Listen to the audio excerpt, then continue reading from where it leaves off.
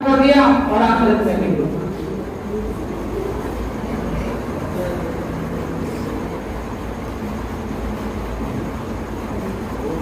ہمارے نبی جناب رسول اللہ صلی اللہ علیہ وسلم صرف انسانوں کے لیے نہیں رحمت بن کر کے آئے، جانور کے لیے بھی رحمت بن کر کے آئے، پرندوں کے لیے بھی رحمت بن کر کے آئے، حیوانوں کے لیے بھی رحمت بن کر کے آئے، جناتوں کے لیے، چونٹیوں کے لیے بھی اللہ تبارک و تعالی نے آپ کو رحمت للعالمین بنا کر بھیجا۔ فرمایا وما ارسلناک الا رحمۃ للعالمین، اے نبی ہم نے آپ کو دنیا میں تمام لوگوں کے لیے رحمت بنا کر بھیجا ہے، صرف مسلمان کے لیے نہیں بنایا، صرف ایمان والوں کے لیے رحمت نہیں بنایا ہے۔ جتنے انسان ہیں چاہے وہ ایمان والے ہیں غیر ایمان والے ہوں، سب کو اللہ نے اپنے نبی کو رحمت بنا کر بھیجا ہے۔ کتابوں میں لکھا ہے کہ یہاں تک کہ چڑیوں کو، پرندوں کو بھی اللہ کے نبی کی رحمت سے حصہ ملا، اس لیے آپ نے فرمایا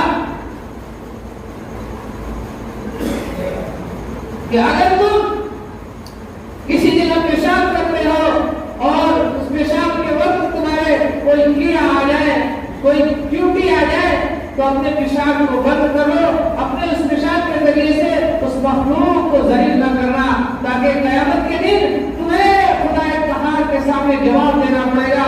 اللہ پوچھے گا کہ فلاں مخلوق کو تم نے کیوں ذلیل کیا؟ اس لیے کتابوں میں مسئلہ لکھا ہے کہ اگر استنجا کرتے وقت کوئی کیڑا مکوڑا آ جائے تو ہم اپنے پیشاب کے ذریعے سے اس کو ہلاک نہ کریں۔ کسی جانور کو، کسی پرندے کو بلا وجہ تکلیف دینے کے لیے بھی اللہ کے نبی جناب رسول اللہ صلی اللہ علیہ وسلم نے منع فرمایا۔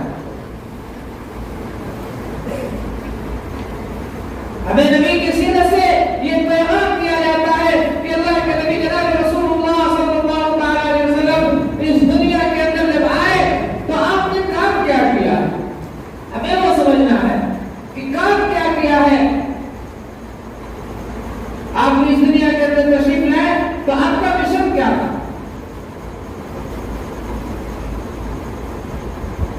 آپ کس مشن کے لیے بھیجے گئے؟ آج ہمیں وہ مشن یاد نہیں ہے۔ آپ اس دنیا کے اندر بھی تشریف لائے، جب دنیا سے بھی گئے ہیں تو آپ کی آخری تمنا کیا تھی کہ اے میری امت نماز کو نہ چھوڑنا، نماز کو نہ چھوڑنا، میری امت، میری امت، میری امت، اے میری امت نماز کو نہ چھوڑنا۔ اور آخری نماز اللہ کے رسول صلی اللہ علیہ وسلم نے جو پڑھی اس وقت بھی آپ نے فرمائی کہ اے میری امت کے لوگوں نماز کو نہ چھوڑنا۔ آج ہمیں یہ دیکھنا ہے کہ ہم نبی کے طرز پر کتنا عمل کرتے ہیں، ہمارے زندگیوں کے اندر نماز کا کتنا اہتمام ہے۔ نماز ہمارے آقا صلی اللہ علیہ وسلم کی آنکھوں کی ٹھنڈک نماز ہے، اور اس نماز پر ہمیں اللہ کی طرف سے کیا ملے گا؟ اگر انسان کو یہ پتا ہو جائے اس نماز پڑھنے سے ہمیں کیا ملے گا تو انسان نماز کبھی نہ چھوڑے۔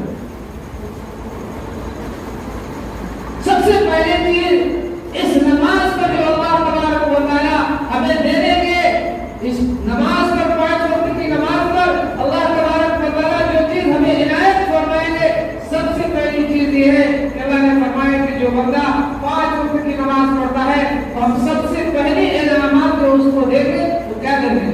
وہ رزق کی تنگی اس کی دور کر دیں گے۔ جو ہم کماتے ہیں، آج ہم پوری زندگی کماتے کماتے کنگال ہو جاتے ہیں، کیوں؟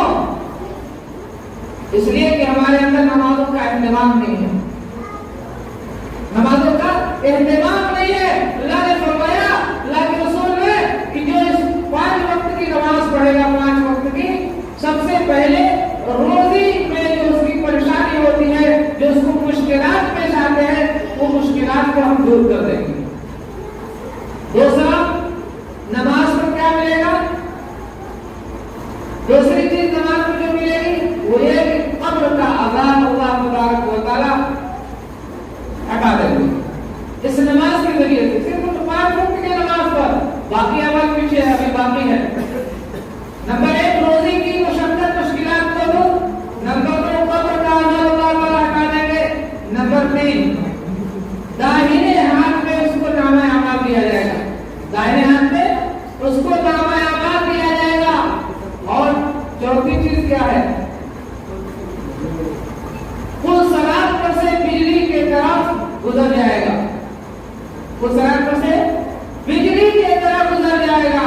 اور 5ویں چیز جو ہے نماز پر جو ملے گی جنت میں بلا حساب و کتاب داخل. جنت میں بلا حساب و کتاب داخل ہو جائے گا 5 وقت کی نماز پر. یہ اللہ کی طرف سے وعدہ ہے بندوں کو دینے کے لیے.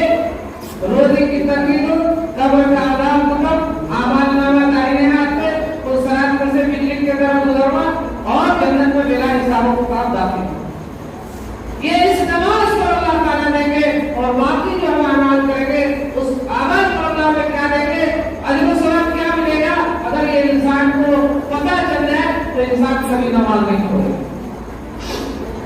لیکن آج امت کا ایک بڑا طبقہ، مسلمانوں کا ایک بڑا حصہ تعداد جو اپنے آپ کو ہم مسلمان کہتے ہیں، ہم اپنے آپ کو مسلمان کرتے ہیں، خدائی دعوے دار ہے، رسول اللہ صلی اللہ علیہ وسلم کے ہم امتی ہیں، ہم ان کو ماننے والے ہیں، لیکن ہم اپنی زندگی کے اندر غور و فکر کریں کہ ہم نمازوں کا کتنا اہتمام کرتے ہیں، ہم نمازوں کی کتنا پرواہ کرتے ہیں. ہماری نمازیں چھوڑ جاتی ہے تو ہمیں کتنی تکلیف ہوتی ہے. ہم مسلمان اپنی زندگی کا محاورہ کریں. اور جب تک یہ چیز نہیں ہوگی ہماری زندگی کے اندر، ہم نبی کی سیرت جلسے جلوس خوب کریں لیکن نبی کی سیرت کو، نبی کی رسالت کو آگے بڑھائیں.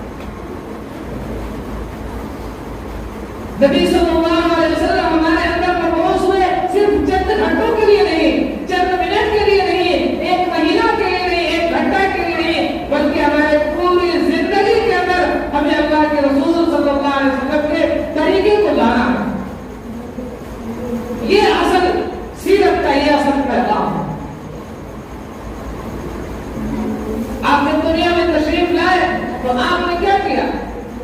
آپ صلی اللہ علیہ وسلم اس سے پہلے امین کہے جاتے تھے، امانت دار کہے جاتے تھے، سچے اور اچھے کہے جاتے تھے. لیکن جب اللہ کے پیغام کو سنایا ہے، صفا پہاڑ کی چوٹی پر بیٹھ کر فرمایا یا ایھا الناس قولوا لا الہ الا اللہ مفلحون، کہہ لوگو لا الہ الا اللہ پڑھو کامیاب ہو جاؤ گے. جب اس بات کا نعرہ توحید کا نعرہ لگایا ہے تو اپنے گھر کے لوگ دشمن بنے.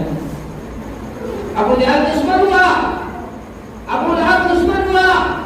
پھر آپ کے ساتھ کیا رویہ کیا گیا؟ آپ صلی اللہ علیہ وسلم کو تکلیفیں پہنچائی جا رہی ہیں، آپ کے راستے میں کانٹے بچھائے جانے لگے. نماز میں آپ صلی اللہ علیہ وسلم کے جسم مبارک پر اونٹ کی اوزریاں رکھی گئی. اس سے پہلے آپ امین تھے، امانت دار تھے، لیکن دین کی دعوت دیے تو لوگ دشمن ہو گئے. اللہ کے نبی جناب رسول اللہ صلی اللہ علیہ وسلم جب تاج کی وادی میں گئے ہیں دین کی دعوت کو لے کر کے تو لوگوں نے پتھر مارا ہے.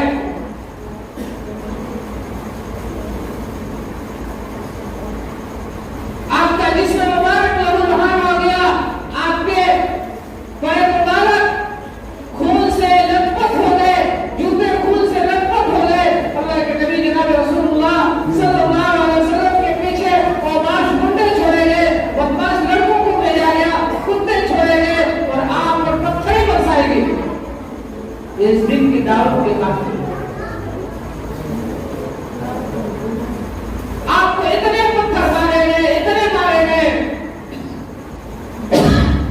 کہ جبریل امین کو آ کر کہنا پڑا کہ اللہ کے نبی اگر آپ حکم دیں تو ان طائف کے 2 پہاڑوں کو ملا دو جس سے یہ سارے لوگ نیست و نابود ہو جائیں.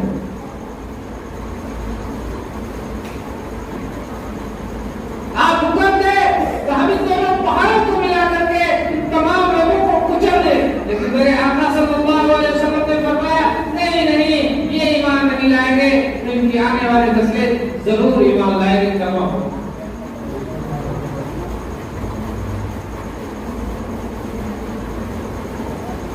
آپ نے اپنی امت کے لیے بدعا نہیں فرمائی, آپ صلی اللہ علیہ وسلم نے اپنی امت کے لیے دعا فرمائی ہے. لیکن آج ہمارے جو تنبوت ہے, ہمارے جو اعمال ہے, کیا یہی اعمال ہم اللہ کے رسول صلی اللہ علیہ وسلم کے بعد قبر مبارک کے اندر جب ہم سے سوال کریں گے کہ تم ہمارے نبی کے بارے میں کیا کرتے ہو, ہم اس وقت کیا جواب دیں گے؟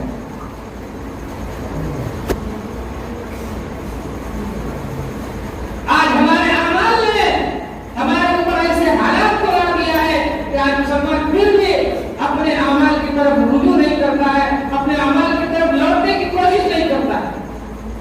آج یہ پوری دنیا کے اندر حالات آئے ہیں, وہ کیوں آئے ہیں؟ وہ ہمارے اعمال کی وجہ سے آئے ہیں. ہمارا عمل صحیح نہیں ہے. آج ہم کروڑوں کی تعداد میں ہیں, اربوں کی تعداد میں ہیں, لیکن آج ہمارے دلوں کے اندر غیروں کا روپ بیٹھا ہوا ہے. آج کوئی بھی مسلمان امن میں نہیں ہے, ہر ایک کو خوف لگا ہوا ہے. وہ کیا ہے؟ اس لیے کہ آج ہمارے اعمال اتنے گندے ہو چکے ہیں, اتنے خراب, اتنے گھٹیا ہو چکے ہیں کہ آج ہمارے اعمال اس لائق نہیں ہے, جس کی وجہ سے ہمارے اوپر حالات آئے. اور ایسے حالات کبھی نہیں آئے. اس وقت کے حالات مسلمانوں کے پوری دنیا کے اندر آپ دیکھ لیں, آپ ریڈیو, اخبار, موبائلوں پر سنتے ہیں مسلمانوں کے اس وقت کیا حالات ہیں. مسلمان کچھ لے جا رہے ہیں,